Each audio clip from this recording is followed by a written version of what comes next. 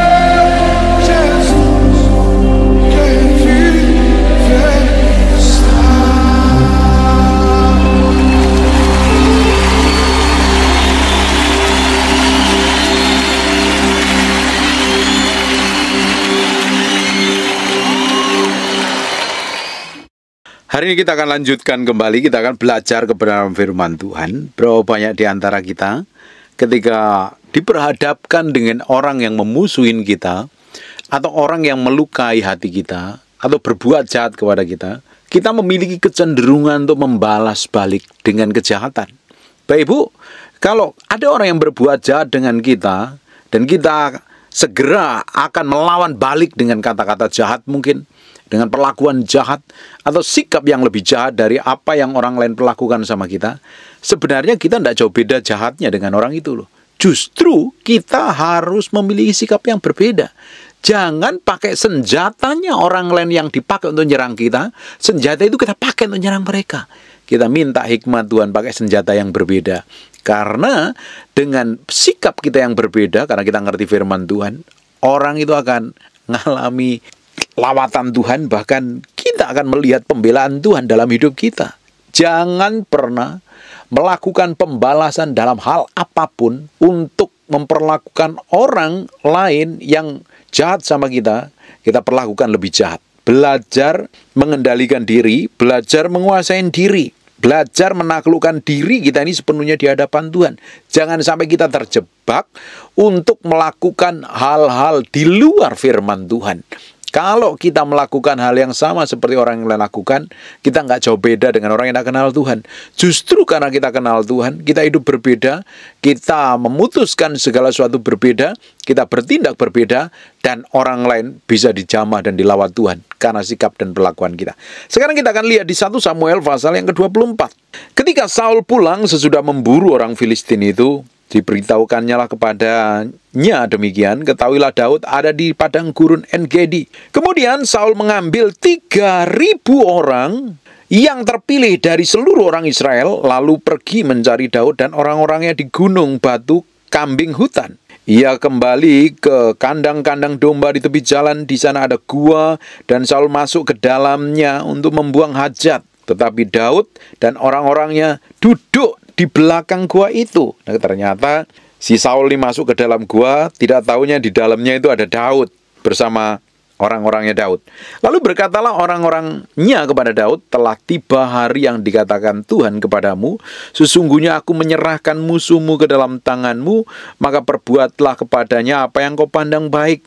Maka Daud bangun lalu memotong puncak jubah Saul dengan diam-diam. Kemudian berdebar-debarlah hati Daud ketika ia telah memotong puncak jubah Saul. Bapak Ibu, sebenarnya Daud ini seringkali diperlakukan jahat sekali. Diserang, dibunuh. Padahal dalam kondisinya Daud tidak siap. Berkali-kali mau dibunuh dengan dilemparin lembing. Tetapi apa yang terjadi? Daud tidak melakukan pembalasan. Bahkan di momen yang tepat sebenarnya, dia bisa berbuat, melakukan pembalasan, tetapi dia tidak lakukan itu. Dia memiliki sikap hati yang berbeda. Dan ketika dia mau tunjukkan, dia ujungnya puncak jubahnya Saul dipotong. Dan apa yang terjadi? Di ayat yang ke-6, lalu berkatalah ia kepada orang-orangnya, dijauhkanlah Tuhanlah kiranya daripadaku untuk melakukan hal yang demikian. kepada Tuanku, kepada orang-orang yang diurapin Tuhan, yakni menjamah dia, sebab dialah orang yang diurapin Tuhan. Bapak Ibu, Daud ketika memotong ujungnya, hatinya berdebar-debar. Dia tahu ini tidak berkenan, tapi dia mau tunjukkan bahwa dia sebenarnya bisa lakukan hal untuk membinasakan si Saul, tapi Daud tidak pernah lakukan. Dan dia tahu Saul pernah jadi orang yang dipilih Tuhan, diurapin Tuhan. Daud bisa ngomong sama Saul, Saul, kamu tuh dipilih jadi raja karena diundi. Aku ini yang nyantai saja, aku diurapin Tuhan. Aku nggak ngerjakan apa-apa, aku dipilih Tuhan. Sebenarnya aku diurapin menjadi raja untuk menggantikan engkau. Tapi Daud tidak pernah ngomong seperti itu. Berapa banyak orang ketika direndahkan orang lain, merasa dirinya penting dan dia hajar orang itu. Berapa banyak kita membanggakan diri kita, merasa punya, merasa mampu, merasa bisa bertindak apapun, dan kita perlakukan orang yang berniat jahat sama kita itu, bahkan kita lebih jahat dengan mereka. Bapak Ibu, kalau sikapmu seperti itu, engkau tidak jauh beda dengan orang dunia. Kalau engkau kenal Tuhan, sikapmu harus berbeda. Apa yang Daud lakukan itu menjadi contoh buat kita, supaya kita ini bertindak tepat seperti yang Tuhan mau. Padahal Daud sudah diurapi oleh Samuel, suatu hari dia akan menjadi raja. Tapi dia tidak potong kompas dengan caranya sendiri, dia tidak pakai jalannya sendiri untuk menggenapi rencana Tuhan. Dia melakukan segala sesuatu tepat seperti yang Tuhan mau. Bahkan di momen seperti itulah Tuhan kerjakan hatinya Daud. Bapak Ibu bisa bayangkan, ketika Saul sebagai mertuanya sendiri dan sebagai raja Israel mengejar-ngejar Daud, beberapa kali lemparin tombak mau dibunuh. Padahal kondisinya Daud tidak pegang senjata. Dia nunggu Daud lengah dilempar, tapi karena perlindungan Tuhan diluputkannya. Coba Bapak Ibu perhatikan, berapa banyak orang berbuat jahat kepada, merancangkan kejahatan, dan ternyata Bapak Ibu diluputkan seperti Daud diluputkan dari kejahatan yang dilakukan Saul untuk membinasakan nyawanya. Ketika Tuhan pilih kita, ketika Tuhan sertain kita, Dia tidak pernah meninggalkan kita. Kita akan diproteksi, kita akan dijagain, kita akan dilindungi oleh Tuhan. Sebab Dia Allah yang tidak pernah berubah dari dahulu, kekal sampai selama-lamanya. Makanya Bapak Ibu meski tahu dan mengerti bahwa Allah yang kita sembah ini Allah yang akan membawa kita mengalami kemenangan. Memang caranya Tuhan membawa kemenangan, memang caranya Tuhan melakukan pembalasan itu tidak sesuai dengan cara kita. Bagian kita akan ngikutin caranya Tuhan, ngikutin waktunya Tuhan. Caranya Tuhan tidak mudah, seringkali berbelit-belit dan sangat lama sekali. Tapi kita maunya cepat-cepat. Kalau mengikuti caranya Tuhan, Bapak Ibu meski belajar merendahkan hatimu di hadapan Tuhan. Daud tidak pernah menyombongkan dirinya. Dia tidak ngomong, Saul, kamu tuh hanya jadi raja karena diundi, dan sekarang Roh Kudus sudah undur daripadamu. Suatu hari kamu akan saya gantikan karena saya orang yang diurapin Tuhan. Tidak menyombongkan diri loh, tidak membanggakan diri. Tetapi apa yang dikatakan oleh Daud? Lalu berkatalah ia kepada orang-orangnya, dijauhkanlah Tuhan lah kiranya daripadaku untuk melakukan hal yang demikian kepada Tuanku, kepada orang-orang yang diurapin Tuhan, yakni menjamah dia, sebab dia orang yang diurapin Tuhan. Dan Daud mencegah orang-orang dengan perkataan itu. Ia tidak mengizinkan mereka bangkit menyerang Saul. Sementara itu Saul telah bangun meninggalkan gua itu, hendak melanjutkan perjalanannya. Orang yang bisa mengendalikan diri, orang yang tahu panggilan hidupnya, orang yang tahu bagaimana Tuhan bekerja, dia akan mencegah orang lain untuk membalaskan kejahatan yang dilakukan orang lain. Dia tidak pernah nabok nyilih tangan, Bapak Ibu. Dia tidak pernah menghasut orang lain untuk melakukan kejahatan, sekalipun orang-orang ini teraniaya. Tapi Daud pakai caranya Tuhan sendiri. Sekarang kita lihat ya, di ayat 8. Kemudian bangunlah Daud, ia keluar dari dalam gua itu dan berseru kepada Saul dari belakang, katanya, Tuanku Raja. Saul menoleh ke belakang, lalu Daud berlutut dengan mukanya ke tanah dan sujud menyembah. Sudah mau dibunuh, dikejar-kejar, tapi ketika ketemu Saul, dan Daud berlutut dengan mukanya ke tanah, lalu sujud menyembah. Tidak gampang orang alami seperti ini.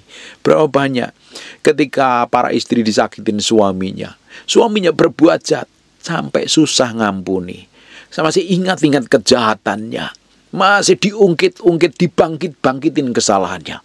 Bapak Ibu, kalau engkau sikapmu seperti itu, kamu masih simpan kecewa dan kepahitan, tidak heran engkau nggak ngalami kemerdekaan.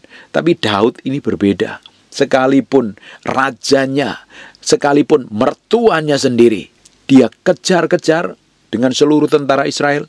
Bahkan dia mau bunuh berkali-kali ketika Daud sedang lengah, mau dibinasakan. Tapi ketika Daud ketemu dengan Saul, dia merendahkan dirinya. Dia sujud, dia bertekuk lutut, dan sampai mukanya ke tanah dan sujud menyembah. Ini loh orang yang model kayak begini loh, yang hatinya dikasihin Tuhan. Tidak heran Tuhan tuh seneng banget sama Daud. Sampai Daud dibilang the man after my own heart. Ini orang kesayanganku. Daud dipromosi Tuhan. Bukan berarti Daud gak punya kesalahan. Daud berkali-kali bikin kesalahan kok di hadapan Tuhan kok. Tapi hatinya Daud ini benar-benar mau dibentuk, mau diproses. Hatinya itu lembut. Ada banyak orang pingin dipulihkan, tapi masih keras kepala. Simpan sakit hati, simpan kekecewaan, gampang marah, gampang emosi, pingin balas, pingin melakukan kejahatan dan lain sebagainya. Terus kamu pingin Tuhan bela? Tuhan tidak akan bela. Justru engkau akan melihat prosesmu semakin lama.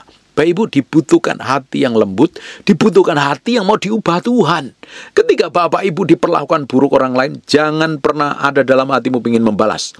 Jangan pernah ada dalam hatimu pingin memaki, pingin ngatain balik, pingin merendahkan, pingin menyerang balik, bahkan menggerakkan orang untuk menyerang balik dengan berbagai macam cara. Bahkan kalau di zaman sekarang mengerahkan para buzzer untuk menyerang dan mengata-ngatain di media sosial. Tidak perlu. Bapak Ibu cukup diam. Lakukan yang terbaik, tepat seperti apa yang Tuhan mau. Nanti Tuhan akan muncul dalam kuasanya dan dalam kedahsyatannya. Ketika Bapak Ibu membela perkaramu sendiri, engkau pakai caramu sendiri, engkau tidak akan dapat pembelaan dari Tuhan. Tapi ketika engkau berdiam, engkau pakai senjata yang berbeda, yang dipakai oleh musuhmu, kamu nggak serang balik, tapi kamu pakai senjata rendah hati, menyerahkan sepenuhnya di hadapan Tuhan. Tuhan akan muncul dalam kedahsyatannya. Sekarang kita akan lihat di ayat yang ke-9. Lalu berkatalah Daud kepada Saul, "Mengapa engkau mendengarkan perkataan orang-orang yang mengatakan sesungguhnya Daud mengikhtiarkan celakamu? Ketahuilah pada hari ini matamu sendiri melihat bahwa Tuhan sekarang menyerahkan engkau ke dalam tanganku dalam gua itu. Ada orang yang telah menyuruh aku membunuh engkau.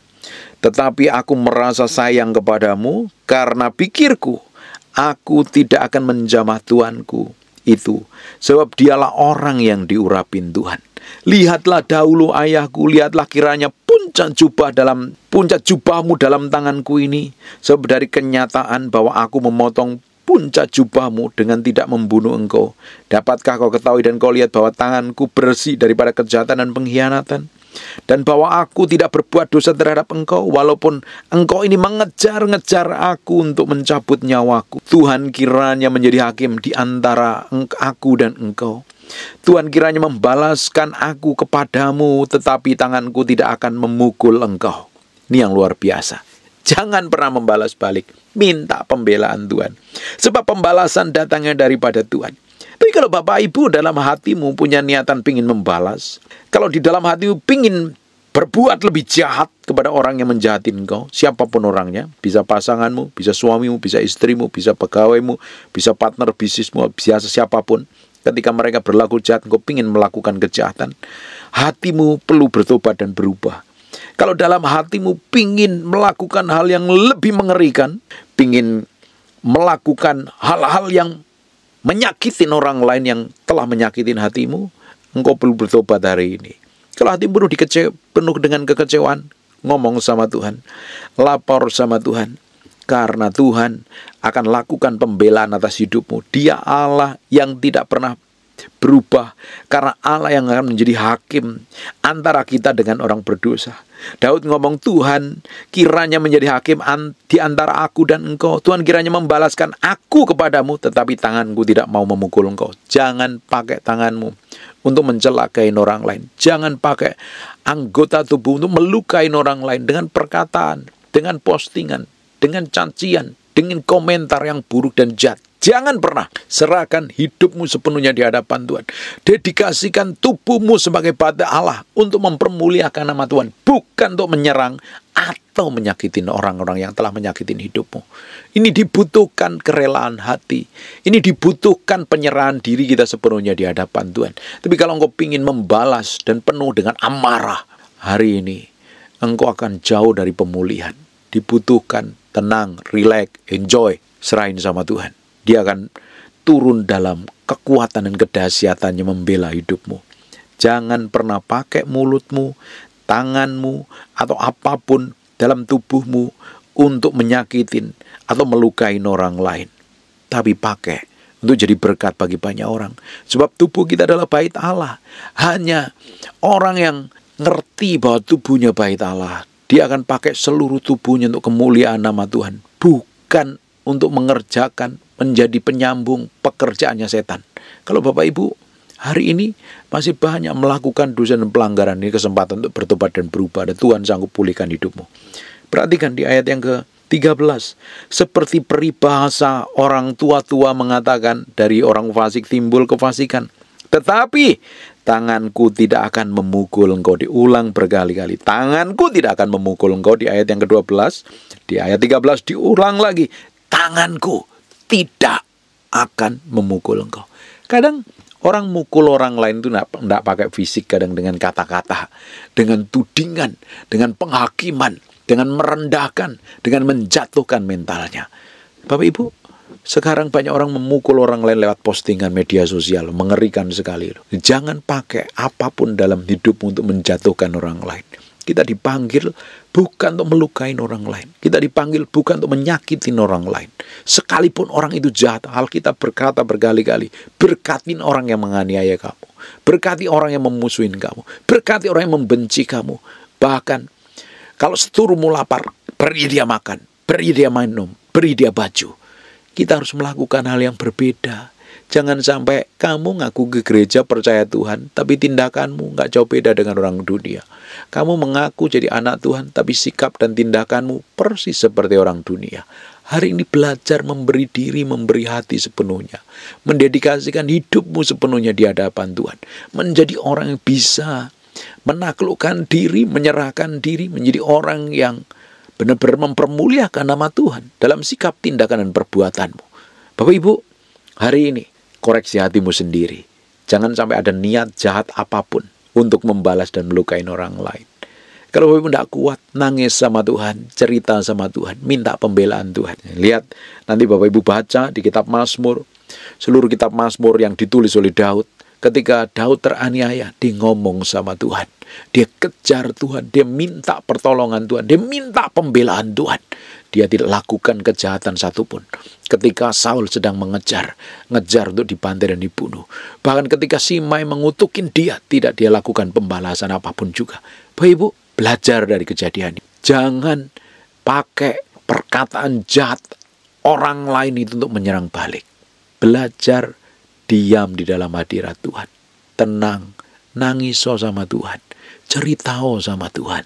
Dia Allah yang hidup, dia Allah yang ngerti kok. Dia Allah yang akan muncul dalam kedahsyatannya.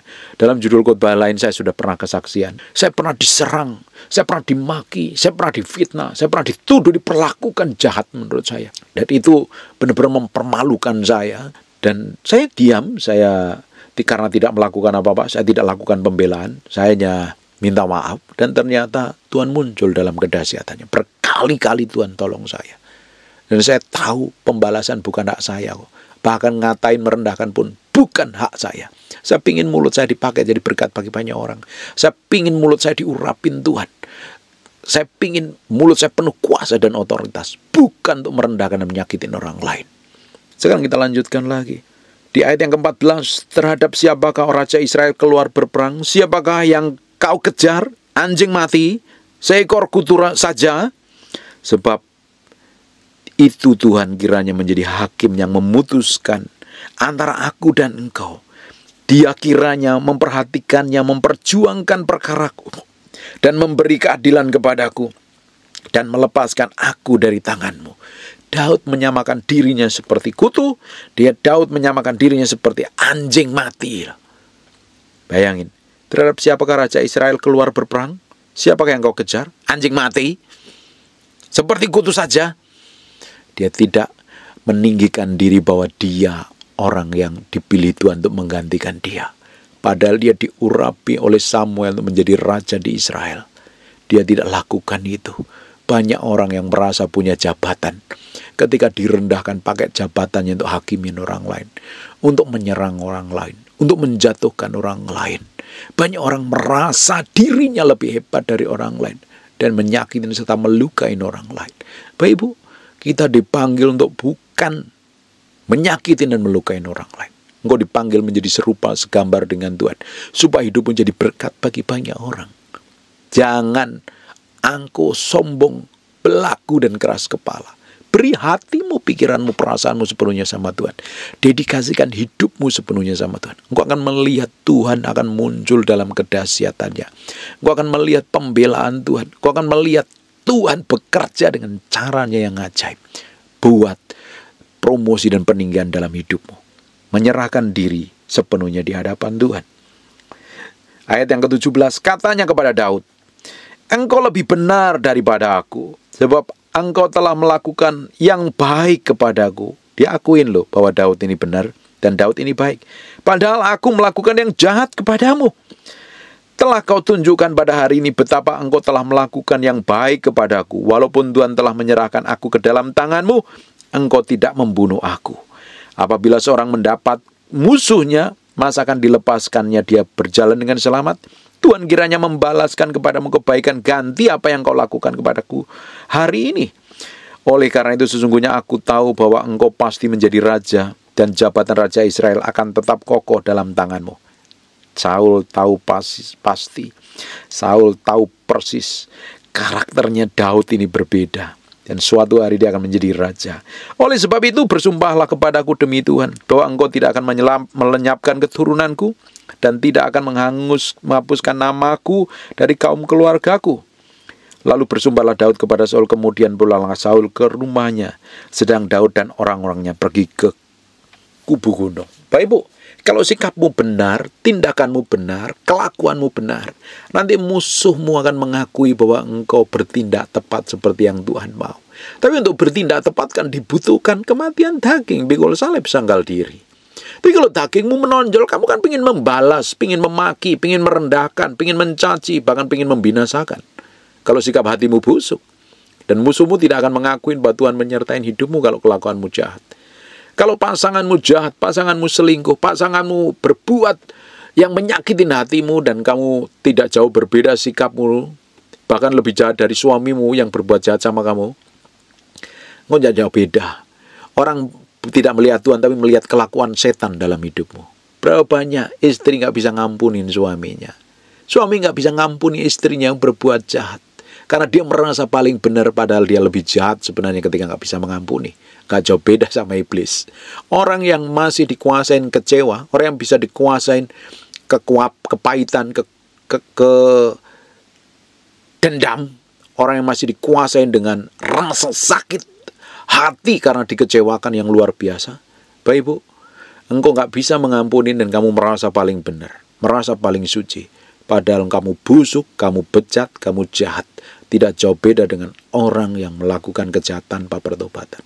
Hari ini, belajar bertobat, berubah, miliki sikap hati yang mau melepaskan pengampunan hidup benar di hadapan Tuhan. Engkau akan melihat promosi dan pengakuan yang datangnya dari Tuhan sendiri. Bahkan orang-orang yang memusuhimu akan mengakui bahwa engkau yang diurapin Tuhan, engkau disertain Tuhan. Tapi kalau hari ini kelakuan sikapmu tetap buruk terus-terusan, tetap sakit hati, tetap jahat, tetap jelek, dan apa yang terjadi? Orang akan tersandung dengan sikapmu, apalagi kalau kamu ngaku hamba Tuhan, ngaku jadi pendeta, ngaku jadi pendoa, ngaku jadi pelayan Tuhan, jadi pengerja, jadi diaken, ngaku anak Tuhan, tapi kamu simpan kepahitan, simpan dendam, simpan kecewa, simpan sakit hati kepada orang yang melukaimu. Jangan pernah berharap kau mengalami pemulihan dan promosi. Kau akan dipenuhi dengan kekecewaan dan ketakutan. Kau dipenuhi dengan kecewaan dan kecemasan. Kau dipenuhi dengan dendam dan sakit hati. Daud memiliki sikap hati yang berbeda. Tidak heran hatinya Ini benar-benar disukain Tuhan sikap hatinya Daud. Jadi orang kesayangannya Tuhan. Lakukan yang berbeda dari orang rata-rata. Saya sebagai hamba Tuhan, saya lakukan hal yang berbeda di atas rata-rata orang lain lakukan. Mungkin saya lakukan hal yang berbeda di atas para pendeta lakukan. Saya harus berubah, saya harus bangun keintiman, saya harus memiliki karakter Kristus. Saya pingin suatu hari didapati menjadi orang yang berkenan di hadapan Tuhan. Berkenan dan didapati menjadi orang yang melakukan setiap ketetapan apa yang Tuhan tetapkan dalam hidup saya. Finish well dan finish strong. Saya nggak pingin didapati menjadi orang yang kelihatan baik di dunia, tapi mati ditolak Tuhan. Palsu, jahat, dan tidak berkenan di hadapan Tuhan. Kita mau ngejar hidup berkenan di hadapan Tuhan kok. Dimulai dengan keputusan hatimu hari ini. Yang penuh dendam, penuh sakit hati, penuh luka itu. Engkau harus melepaskan pengampunan. Tidak ada solusi lain. Pengampunan yang kamu lepaskan akan memerdekakan hidupmu. Dan sikap baikmu akan diakui orang-orang jahat. Karakter Kristus yang manifestasi dalam hidupmu akan dilihat orang bahwa kamu hidup dalam kebenaran. Berkali-kali saya sudah ngomong, Bapak Ibu, kata Kristen itu disebut di Antioquia. Kata Kristen itu bukan orang yang beragama Kristen. Agama itu ciptaan manusia. Kata Kristen artinya pengikut Kristus. Kenapa kok disebut pengikut Kristus? Karena ngehidupin gaya hidupnya Yesus. Kamu ngaku Kristen, kelakuanmu kayak setan. Kamu ngaku Kristen, kamu kepahitan.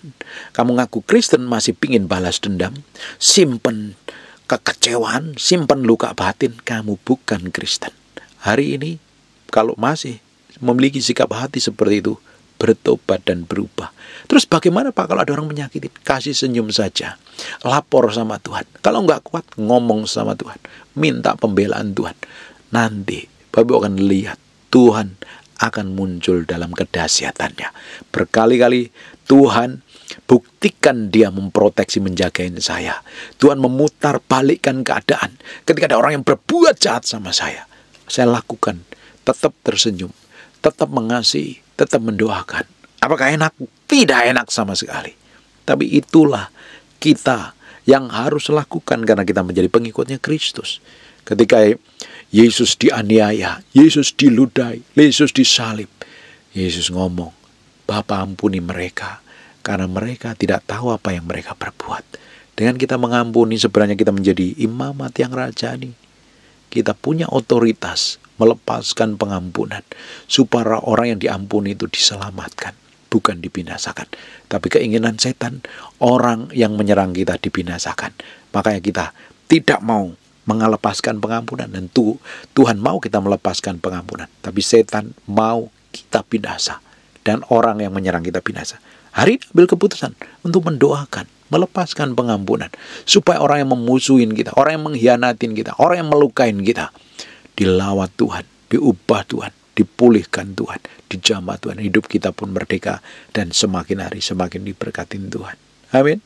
Saya berdoa hari ini Tuhan bicara banyak dalam hidupmu.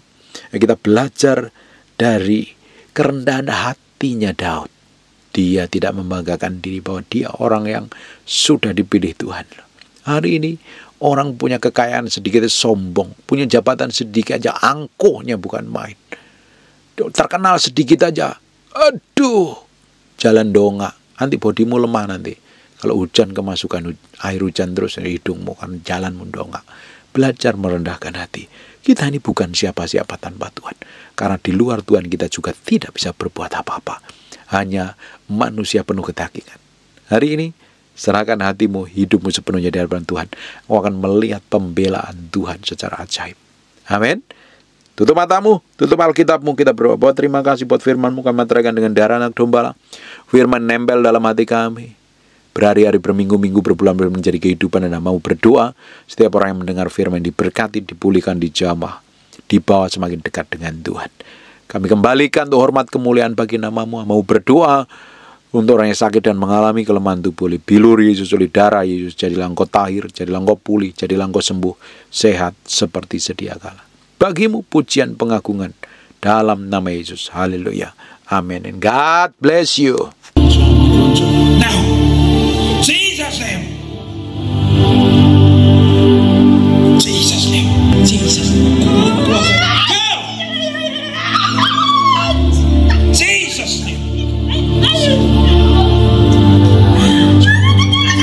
Ibu ini sesuai terima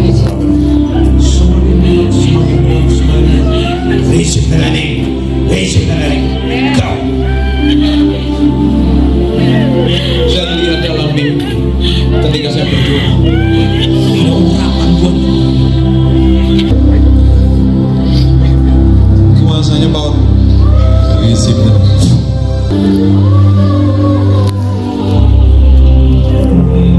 Jesus name. Receive tonight. Down. Jesus. Masih nggak tahan dengan hadirat Tuhan dia. Ya, masih nggak tahan dengan hadirat Tuhan. Kuasa Jesus name semakin mengalir Jesus name. Biarin.